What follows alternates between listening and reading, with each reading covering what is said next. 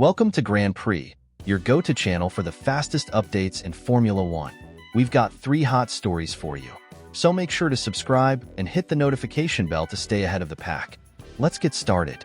In today's video, we're diving into one of the most talked about controversies of this early F1 season, and one that also stirred tension last year: flexible rear wings. Despite prior warnings, the topic has resurfaced, and once again, all eyes are on McLaren. Let's rewind. In 2023, the FIA made it very clear that rear wings, especially, would be under strict surveillance. They emphasized that excessive flexing, especially at high speeds, would not be tolerated, as it could lead to aerodynamic advantages that fall outside the regulatory limits. This season, those warnings have turned into enforcement. One of the first teams to be scrutinized? McLaren. Their rear wing design has been heavily criticized by Red Bull, who claimed that McLaren's wing flexes too much at high speeds. According to Red Bull, the movement creates a mini DRS effect between the rear flaps, something that's explicitly banned under FIA regulations. In response to such concerns, the FIA introduced stricter rules and testing protocols at the start of the 2024 season. The updated regulations now state that rear wing flex must not exceed 0.5 millimeters. To enforce this, the FIA enhanced its testing procedures, and reportedly, 4 or 5 teams had to make design adjustments to comply with the new standards. McLaren's wing, notably, passed the new tests, officially making their car legal under current rules. However, controversy reignited following the Japanese Grand Prix. In slow-motion footage and high-resolution images captured by Racing News 365, analysts noticed that McLaren's rear wing still appears to flex significantly under load.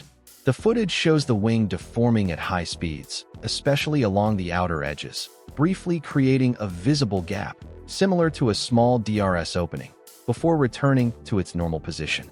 Comparative footage showed Red Bull's rear wing remaining stable and consistent under both high and low-speed conditions, while McLaren's flexed noticeably more, particularly on the lateral corners.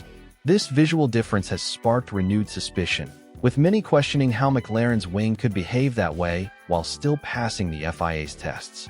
So far, the FIA has not issued an official response to the footage, but insiders suggest the issue may be raised during the Bahrain GP weekend, and that technical delegates will likely be keeping a close eye on McLaren and any other team that could be pushing the boundaries of what's acceptable. It's a delicate line. Teams are always innovating within the gray areas of the rules, but the FIA's role is to ensure no one gains an unfair aerodynamic edge. If McLaren's rear wing is indeed flexing in a way that offers higher top speeds and improved grip through corners, it could offer a significant advantage, especially on tracks with long straights and high-speed curves. But for now, McLaren remains in the clear, at least officially. So what do you think? Is McLaren crossing the line and exploiting a loophole that the FIA needs to shut down? Or are they simply being clever within the legal limits of the sport? Let us know in the comments. And if you enjoyed this in-depth breakdown, make sure to like the video, subscribe to Grand Prix, and turn on notifications so you don't miss any of the latest developments on and off the track. The battle over rear wings may just be starting, and it could shape the dynamics of this championship. Big changes are coming to Formula One in 2025, and one of the most anticipated is the arrival of an 11th team on the grid, Cadillac, in partnership with Andretti Global. The team has confirmed that it plans to announce its driver lineup by mid-year, and according to recent reports, the list of candidates is already being narrowed down. Cadillac has made it clear they're considering 7 to 8 drivers, and the goal is to combine raw talent with experience. One of the leading names for the first seat is American driver Colton Herta, currently racing in IndyCar with Andretti. Herta has long been linked with a potential switch to F1, but one key obstacle remains. He still doesn't hold a super license, the mandatory credential required to race in Formula One. Whether he obtains it in time will be crucial for his candidacy. For the second seat, Cadillac is reportedly looking for a driver with Formula One experience, someone who has raced multiple seasons and can provide stability and technical feedback for a brand new team. The 2 frontrunners? Sergio Perez and Valtteri Bottas. Both veterans are approaching the final chapters of their F1 careers, but their names still carry weight. especially for a team looking to establish itself quickly. However, a new name just entered the conversation. During the Japanese Grand Prix weekend, highly respected journalist Joe Saward reported that Cadillac team members were spotted in conversation with Brazilian driver Felipe Drugovich. Currently serving as Aston Martin's reserve driver, Drugovich has been actively seeking a race seat for the 2025 season. And now, with Cadillac joining the grid, a golden opportunity might just be forming. There are a few reasons why this connection makes sense. First, Drugovich already has ties to Cadillac through other racing series, and some insiders believe he's a favorite within the team's inner circle. He's young, highly disciplined, and has logged thousands of simulator and test kilometers with Aston Martin, giving him a solid understanding of how a modern F1 team operates. That kind of knowledge is invaluable for a new constructor building its foundation from scratch. Additionally, compared to names like Perez and Bottas, Drugovich represents a long-term investment. While the veterans offer experience, their peak years may be behind them. Drugovich, on the other hand, is still on the rise, and giving him a shot now could pay off in the seasons to come. Cadillac is said to be carefully evaluating its options, and no formal agreements have been signed yet.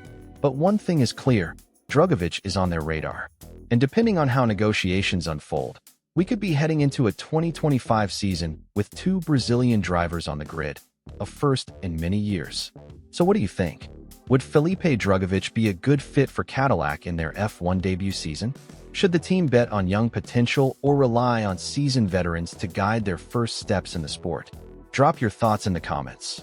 And don't forget to like the video, subscribe to Grand Prix, and turn on notifications so you stay on top of every major F1 story as the grid continues to evolve. Let's keep an eye on this. Brazil might be making a comeback in Formula One. The last race surprised many, perhaps even the Red Bull team themselves. After weeks of doubts about the RB20's performance, Max Verstappen silenced critics by securing pole position and dominating the race from start to finish. He maintained control throughout the Grand Prix, keeping McLaren's challengers at bay and never really allowing anyone to get close enough to threaten the lead. This strong showing was unexpected, even for Verstappen. Before the weekend, he admitted that he wasn't confident in the car's overall potential. And now, with the Bahrain Grand Prix just around the corner, the big question is, has Red Bull really solved its issues, or was last weekend an isolated success? Verstappen offered some clarity during his media appearances this week. While he acknowledged the solid result in the previous round, he was quick to point out that the RB20 is still far from perfect. The biggest issue? Tire management. According to Verstappen, the car still struggles with tire degradation, especially in race trim. He explained that after the first few laps, performance starts to drop off significantly, primarily due to rapid tire wear. This weakness severely limits their strategic options, preventing them from using more aggressive race plans that might otherwise open the door to greater advantages. Verstappen also mentioned that overall race pace still needs to improve. Even when things go well early in the stint, maintaining a strong, consistent rhythm over an extended period is difficult. He noted that if he finds himself behind another car and looking to attack, the RB20 doesn't currently give him the confidence to push hard for several laps in a row. This leaves him vulnerable in key moments, unable to fully capitalize on overtaking opportunities. As for upgrades, Red Bull is not expected to introduce any major updates this weekend in Bahrain. While minor adjustments may be made to setup or components, the core package remains largely the same, at least for now. This puts pressure on the team to optimize what they already have, rather than relying on new parts to close any performance gaps. Bahrain's track characteristics are notably different from the last venue. And with its abrasive surface and high tire degradation, it's a circuit where tire wear and energy management are more important than ever. So, what should we expect from Red Bull and Verstappen this weekend? Will they repeat their dominant performance and once again lead from the front? Or will McLaren, or perhaps Ferrari, bounce back and reclaim the upper hand? Let's not forget that in recent rounds, McLaren has shown serious pace, particularly in qualifying and medium to high-speed corners.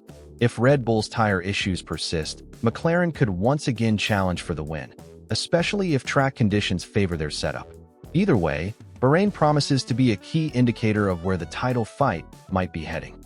If Verstappen can win again with an unchanged car, It may signal that Red Bull's consistency and driver skill are still enough to hold off the competition. But if McLaren comes out swinging, the momentum could quickly shift back in their favor.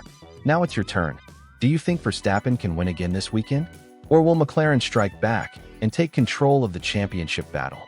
Let us know in the comments. And don't forget to like this video, subscribe to Grand Prix, and turn on notifications so you don't miss a single update as we head into another thrilling F1 weekend.